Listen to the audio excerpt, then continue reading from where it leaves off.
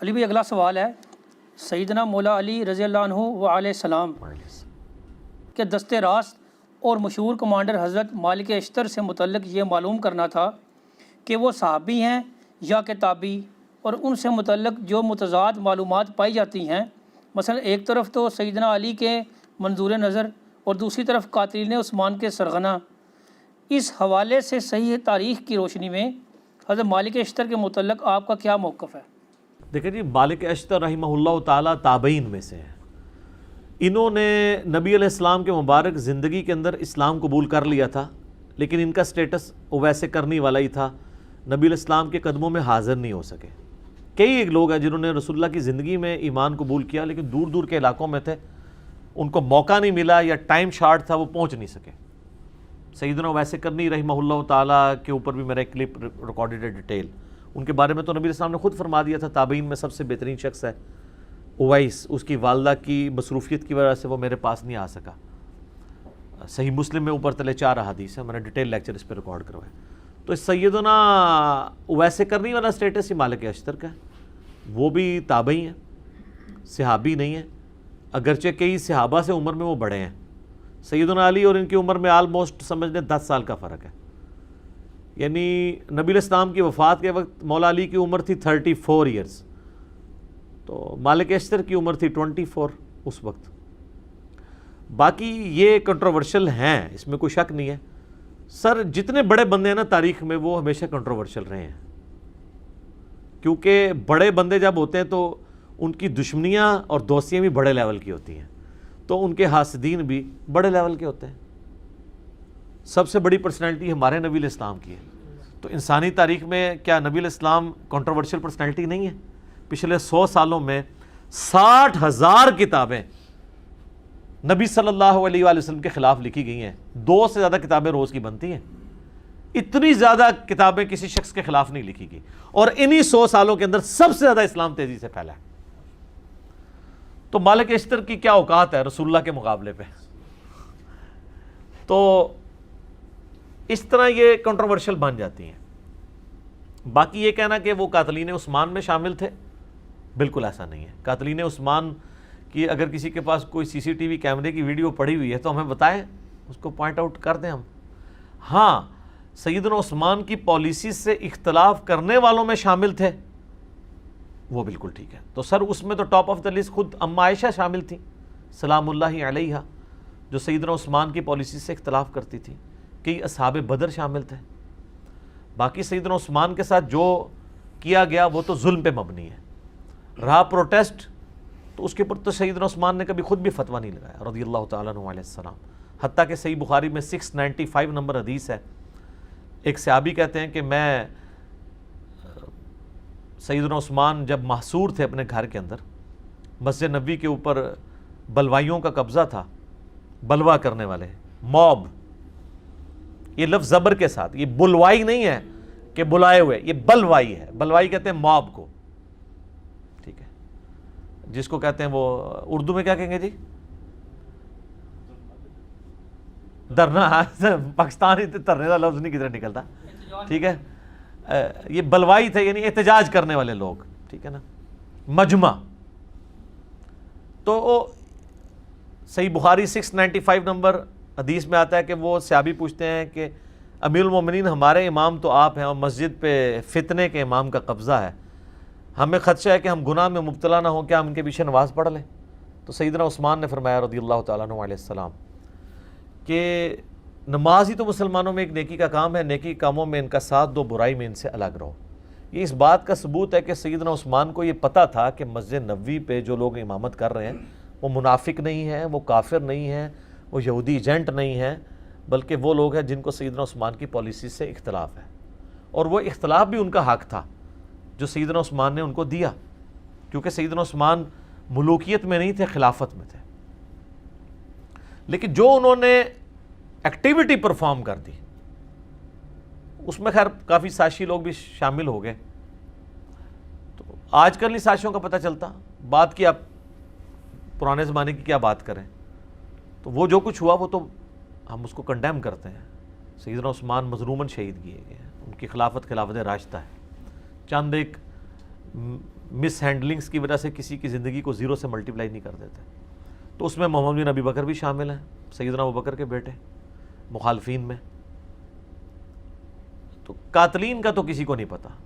خود مالک اشتر سے جب پوچھا گیا تو انہوں نے ہمیشہ انکار کیا. آپ اہل سنت کی جتنی بھی تاریخ ہے وہ اٹھا کے دیکھیں, ان کے بارے میں یہ والے اقوال بھی ملتے ہیں. اگر ان کی مخالفت میں ملتے ہیں تو یہ کہیں نہیں ملتا کہ انہوں نے قتل کیا ہے, ورنہ سیدنا علی رضی اللہ تعالیٰ عنہ کبھی ان کو اپنے قریب نہ رکھتے. ٹھیک ہے, اور آخری وقت تک, موت تک وہ سیدنا علی کے ساتھیوں میں شامل رہے ہیں.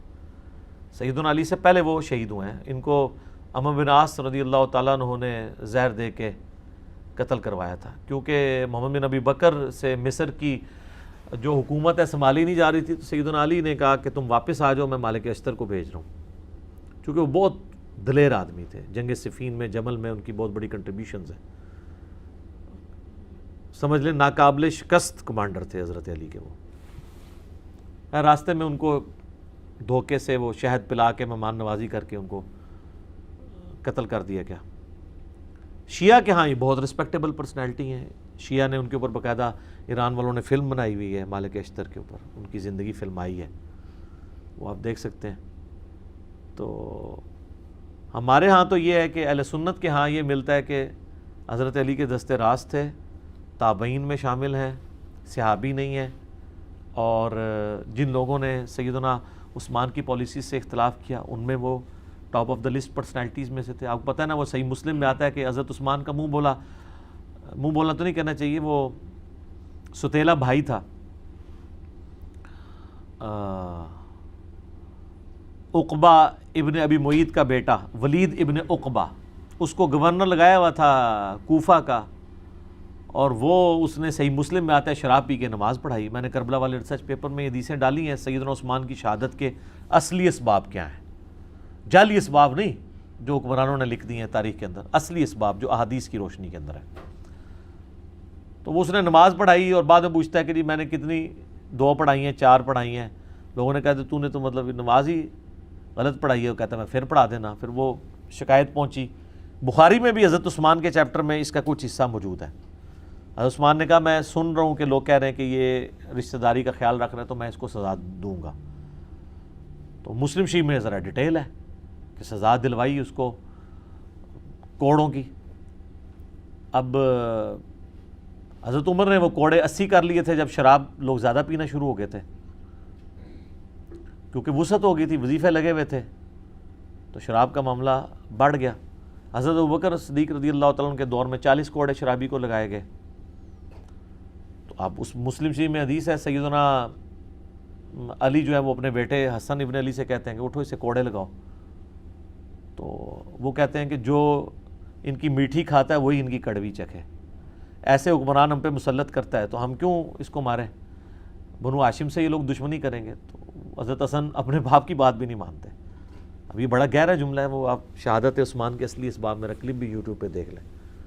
خیر پھر ایک اور ساتھی کو سیدنا علی کہتے ہیں, تو وہ 40 جب کوڑے ہوتے ہیں تو حضرت علی کہتے ہیں بس.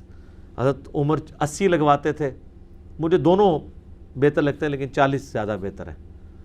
تو 40 کوڑے بھی حضرت علی نے معاف کر دیے ان کو. تو مالک اشتر جو ہیں وہ ایک بڑی اس اعتبار سے پرسنالٹی مانے جاتے ہیں. مولانا مودودی رحمہ اللہ نے خلافت و ملوکیت کے اندر سیدنا علی کا صحیح دفاع کیا جیسا کرنا چاہیے. ایک جگہ انہوں نے بھی ٹھوکر کھائی ہے اس معاملے میں.